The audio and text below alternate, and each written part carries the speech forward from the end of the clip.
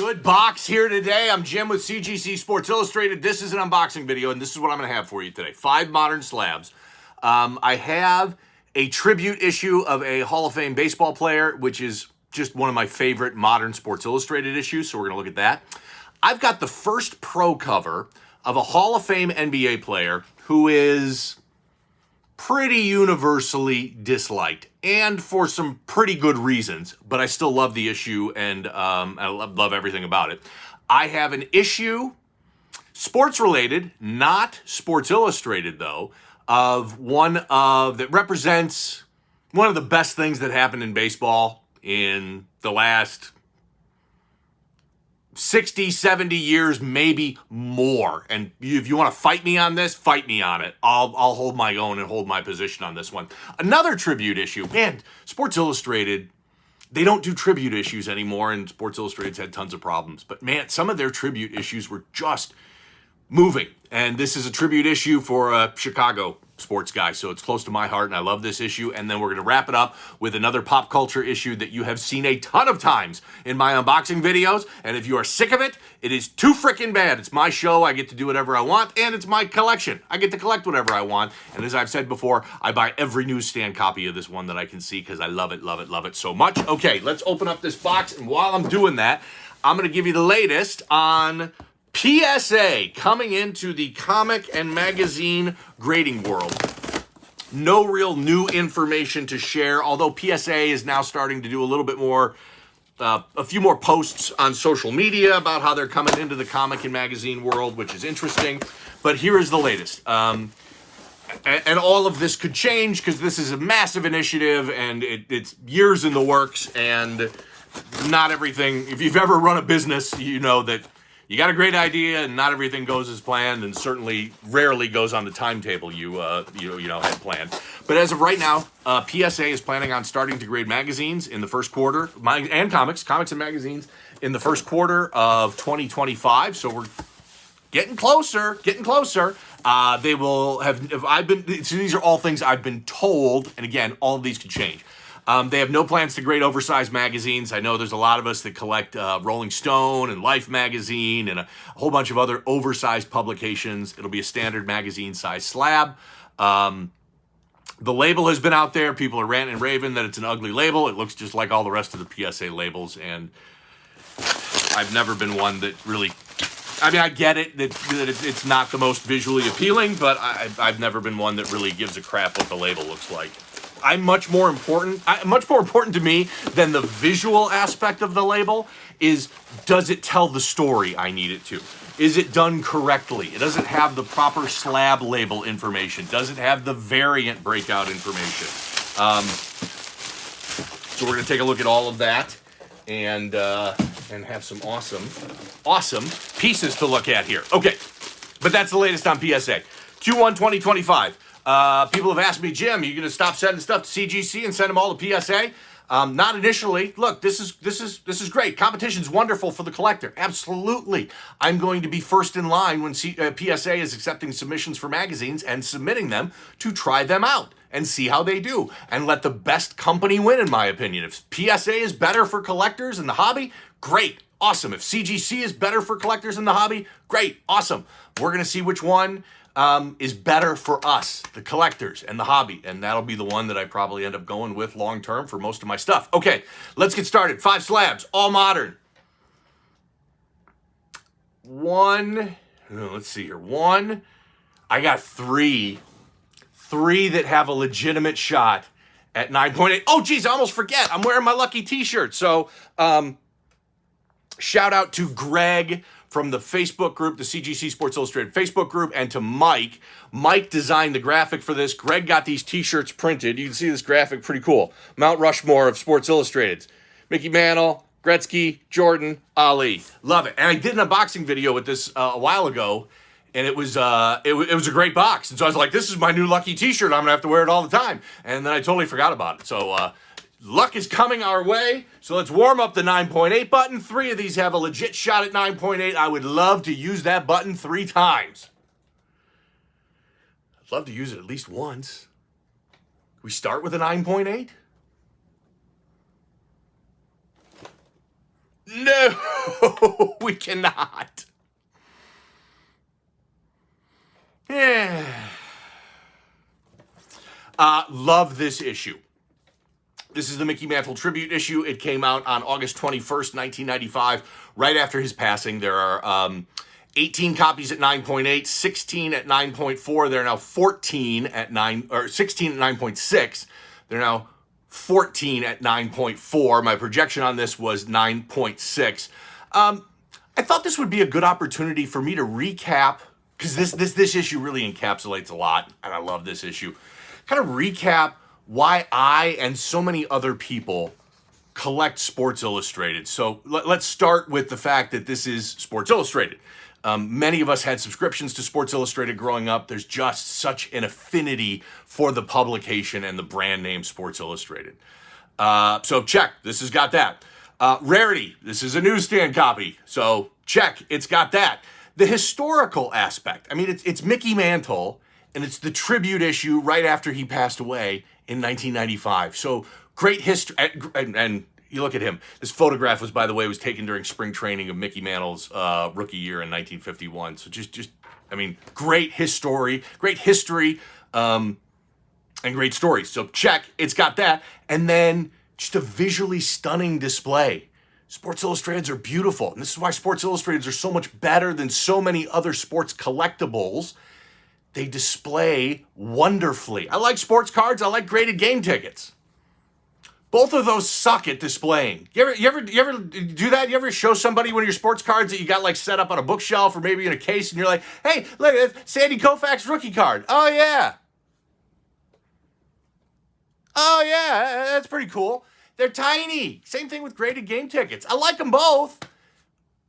They can't hold a candle to Sports Illustrated and magazines when it comes to display. So this one really checks off all those boxes as to why I love this hobby. Affinity for the publication, and it's a well-respected publication. In this case, it's the most well-respected publication in the entire hobby. It's rare because it's newsstand. It's got a great historical story and just amazing display piece. So Mickey Mantle tribute issue from 1995 at 9.4. Awesome in every way except for that 9.4. I was hoping for better, and that was one of the ones. So now I have two left that have a shot at 9.8. Next up.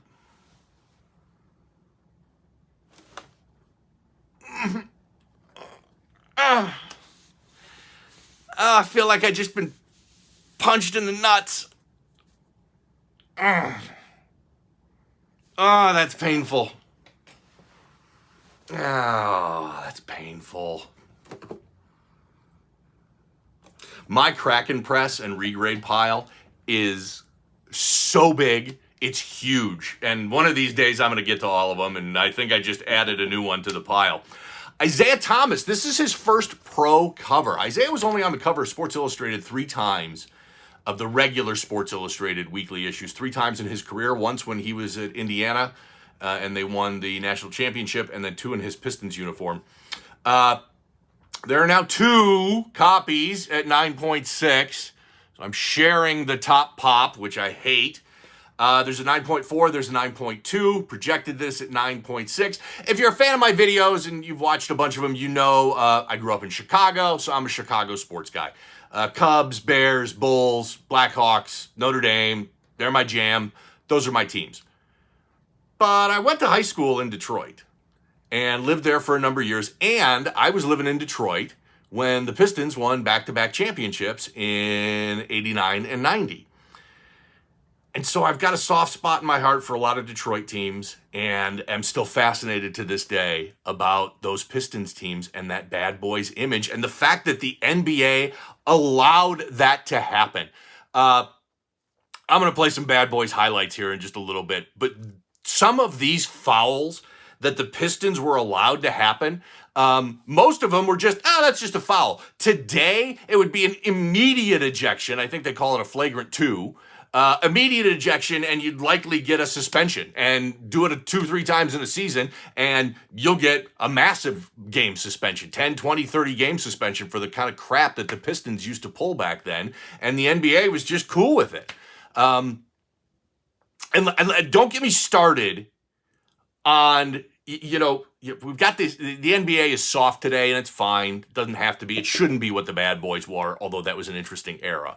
But this idea that Michael Jordan couldn't hack it in the NBA today because the athletes are so much better. Are you freaking kidding me? No hand checking. Every time Michael Jordan went in the lane, literally elbows to the side of the head. I'm not talking about glancing blows. I'm talking about clean shots to the temple that put him down. Jordan would average 50 in the NBA today with the kind of freedom that the offense is given in the NBA. So don't give me this crap about how Jordan couldn't play or he played against electricians and plumbers back then. He would easily average 50 in the NBA today because you can do whatever you want from the offensive side of the ball. Let's take a look at some of those brutal hits. Bad Boys Pistons highlights. We were about disruption emotionally, psychologically, physically. But the main thing that we wanted to do was really crush and destroy you mentally. Oh, this is ugly. And I think that actually put fear in a lot of people's eyes. The fact that you're going to get pretty much, f***ed up if you go come play against us. Here's a fight as Rodman wants to go after Stockton. The Bad Boys was a moniker to a lot of guys on the Pistons. To Dennis Rodman, it was real. Rodman makes the free throw and points down court at Jerry Sloan. It may have been a reflection from when he was younger and he got bullied around and he could now go on the court and be that tough guy. And Rodman and Jordan going at each other. He loved everything about that very insulated us against the world. Just brutal. Brutal. It was an interesting time. I'm glad the NBA is not still like that, but I'm glad that we had that because it was interesting.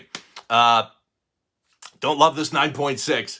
Obviously, and that's another potential 9.8 that we can take off the table. So we went into this box with 3 potential 9.8s, and I'm down to one potential 9.8. So let's see. Got 3 left. One of them has a shot at 9.8. Hope is still there. When you've got a chance at a 9.8, you still got hope. You still got something.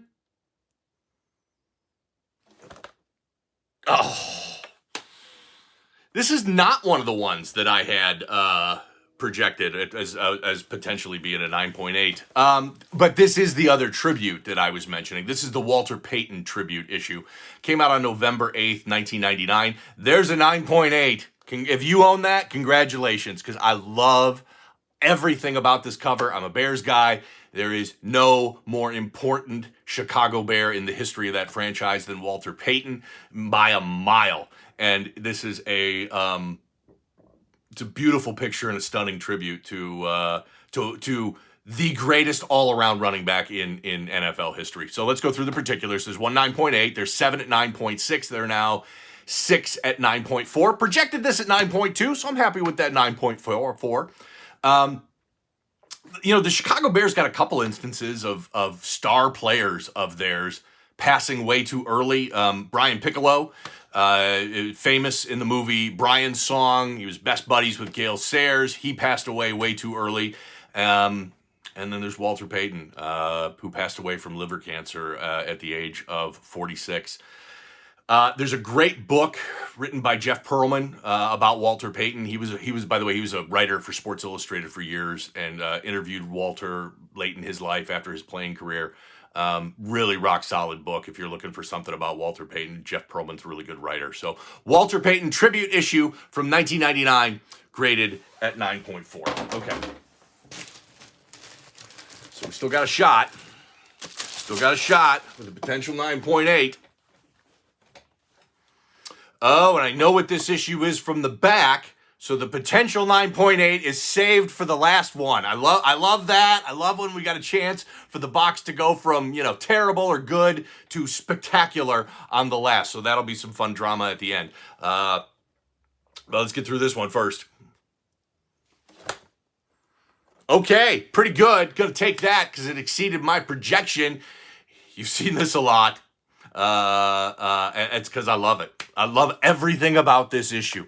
Darth Vader, first Time magazine cover, May 19th, 1980. There is one 9.6. One of these days, I'm going to see that come up for sale. If you own that, contact me. There are 5 at 8.5. There are now 4 at 7.5. I projected this at 7.0, so exceeded my projections. Very happy about that.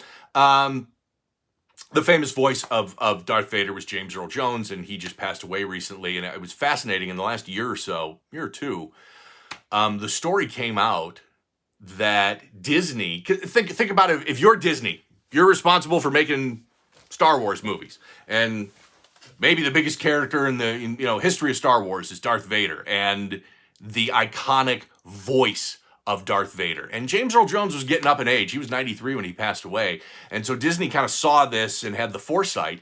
They did an agreement with James Earl Jones while he was still alive to license his voice to be generated via AI for future Star Wars Darth Vader TV shows and movies. So even though James Earl Jones has passed, his voice as Darth Vader will live on forever and will be made into new TV shows and new movies with the iconic voice using AI to generate that dialogue. Blows my mind.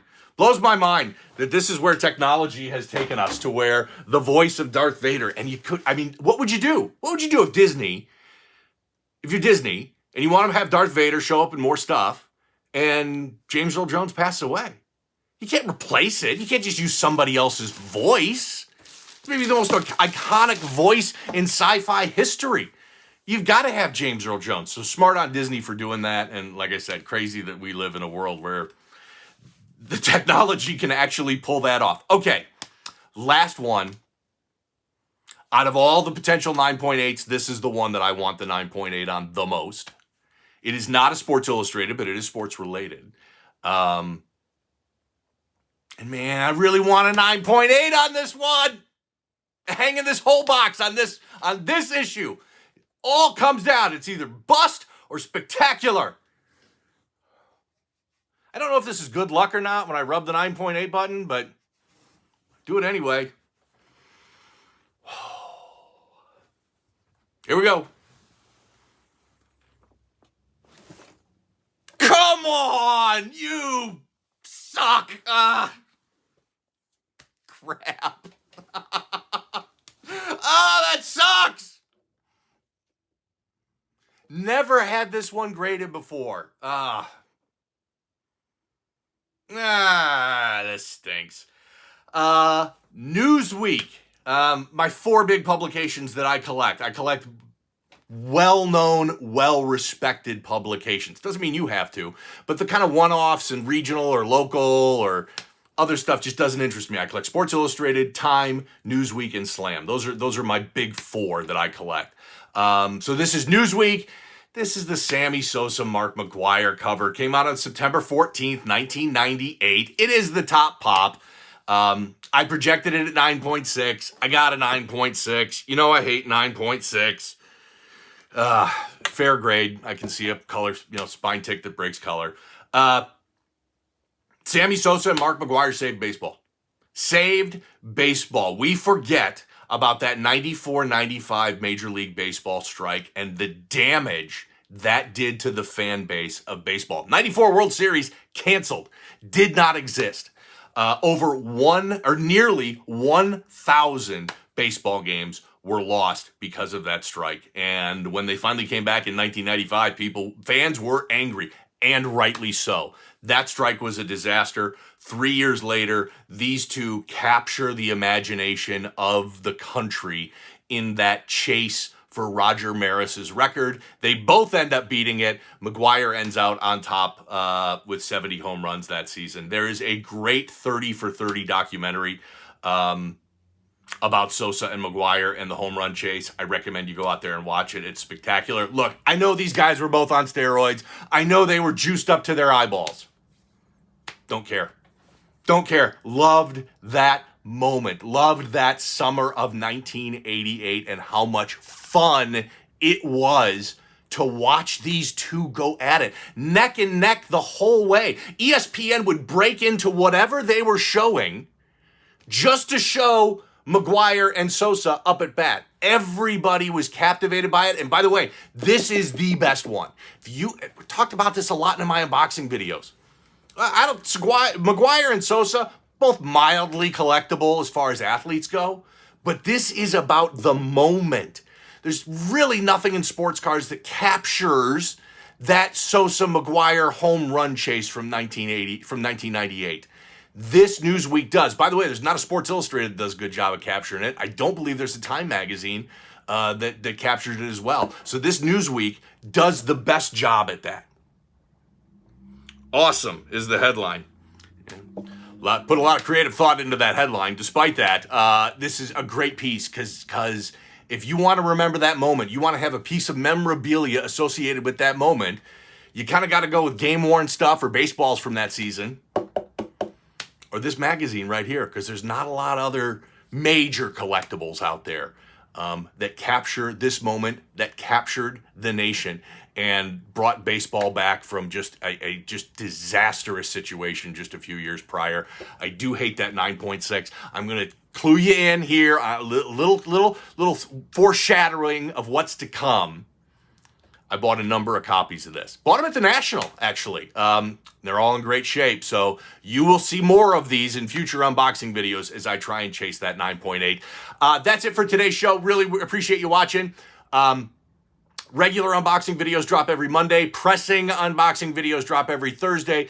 Subscribe to this channel. Just hit that little bell, and you can sign up for alerts so that you'll get an alert whenever I post a new video, if that's something you're down for. If you're interested in my comic and magazine cleaning and pressing service, drop a comment, find me on social media, and shoot me a DM. I really do appreciate you watching these videos. I do these because they're fun for me, so it's always awesome when other people get something out of them. So thank you, and we'll do it again real soon.